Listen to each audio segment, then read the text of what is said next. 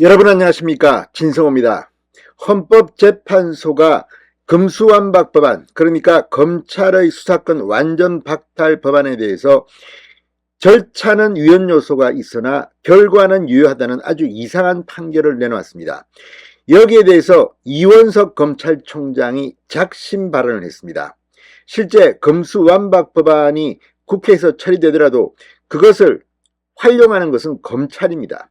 그 검찰의 수장인 이원석 총장이 방금 전 대검찰청에서 여기에 대해서 헌법재판소 그리고 민주당을 겨냥한 충격 발언을 했습니다. 앞으로 국회의원들 부패범죄 가만두지 않겠다는 일종의 경고이기도 합니다. 무엇보다 지금 이재명, 노웅래, 하영재 국회의원들이 줄줄이 수사를 받고 있고 구속영장이 청구되고 있습니다.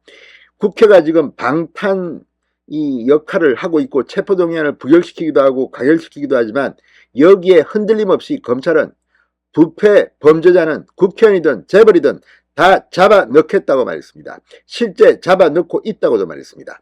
이원석 검찰총장 말은 부드럽지만 그 속에는 뼈가 있습니다. 무엇보다 이런 국회의원을 위한 입법, 이걸 앞으로 좌시하지 않을 것으로 보입니다. 진성호의 융단 폭격 시작합니다. 검찰 수사권 완전 박탈, 검수완박 법안을 융단 폭격합니다. 자, 검수완박 법안은 검찰청법 일부 개정 법률안 그리고 이 형사소송법 일부 개정 법률안입니다. 이걸 통해서 검찰의 권한을 대폭 박탈하고 수사를 제대로 못하겠다고 방해하겠다는 것인데 그 폐해는 국민에게 고스란히 돌아간다고 이원석 총장은 경고했습니다.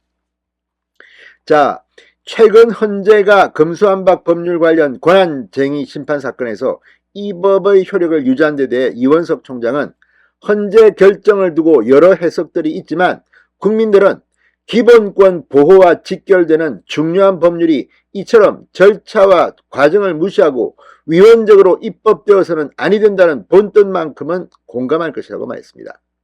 국회의원 니들 똑바로 해라. 절차와 과정을 무시하고 위헌적으로 입법하는 행위는 이제 하지 마라. 이걸 헌법재판소가 경고했다는 겁니다. 자, 이원석 검찰총장 오늘 대검찰청에서 열린 원래 회의에서 작심 발언을 쏟아내기 시작했습니다.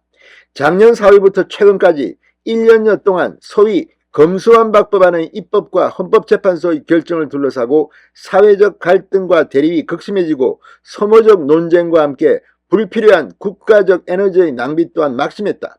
이번 헌법재판소 결정의 전체적 취지는 입법의 과정과 절차에 있어 위헌성을 확인하였으나 그렇더라도 국회의 자율성과 형성적 작용을 존중하여 법률을 무효로 하지는 않겠다는 것으로 판단된다고 해석했습니다.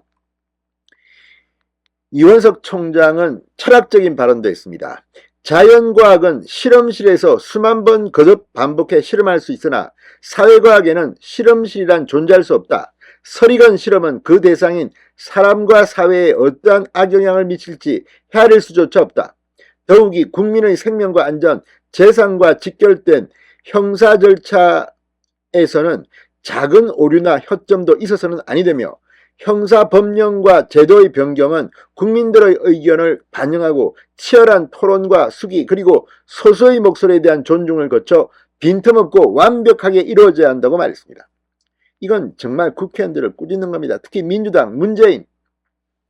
지금 이 검수완박 법안이 이 국회를 통과하고 문재인 전 대통령에 의해서 마지막 국무회의에서 공포되는 그 과정을 보면 국민들의 의견을 반영했습니까? 토론이 있었습니까? 그냥 쪼개기 또 위장 꼼수 탈당 이런 걸 통해서 정말 국회의원 품격이라고는 찾아올 수 없는 일사천리였습니다. 이게 다 문재인과 이재명을 살리기 위한 방탄법안 아니냐, 이런 비판을 받은 이유가 바로 여기에 있습니다. 뭐가 그리 급했는지. 이원석 총장의 말은 굉장히 품격이 있고 점잖습니다. 그러나 이 속에는 뼈가 있습니다. 국회의원 니들도 인간이냐, 니들이 정한 법률을 지금 그 과정을 지키고 있느냐는 준엄한 꾸짖음으로 들립니다. 이 총장은 부패 경제범죄에 대한 엄정한 대응을 강조했습니다. 검찰은 최근 한국타이어그룹, 대우조선해양건설, 신풍제약, 티몬 등 주요 기업의 경제범죄, 여야 국회의원을 포함한 정치권의 부패범죄 등을 엄정하게 수사하거나 기소했다. 여기에 이재명이 대표적입니다.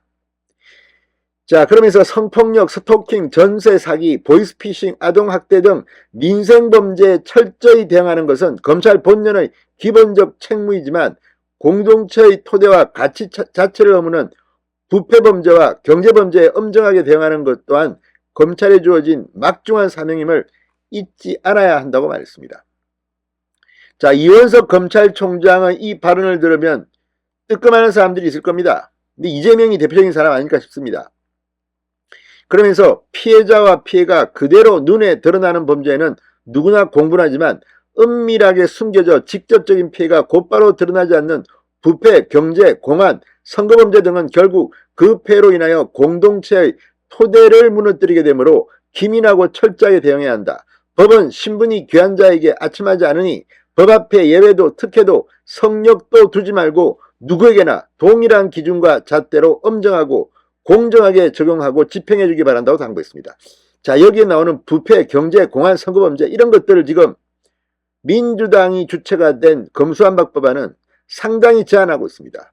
범죄자를 위한 천국을 만들려는 것인지 여기에 나오는 이 은밀하게 숨겨져 직접적인 피해가 곧바로 드러나지 않는 부패 이 범죄가 바로 대장동 의혹이 아닐까 싶습니다. 자, 어쨌든 이원석 검찰총장의 이 작심 발언 앞으로 이재명 그리고 문재인 정권의 적폐수사가 앞으로 간단치 않을 것임을 시사하고 있습니다. 진성호의 융단 폭격이었습니다. 여러분 감사합니다.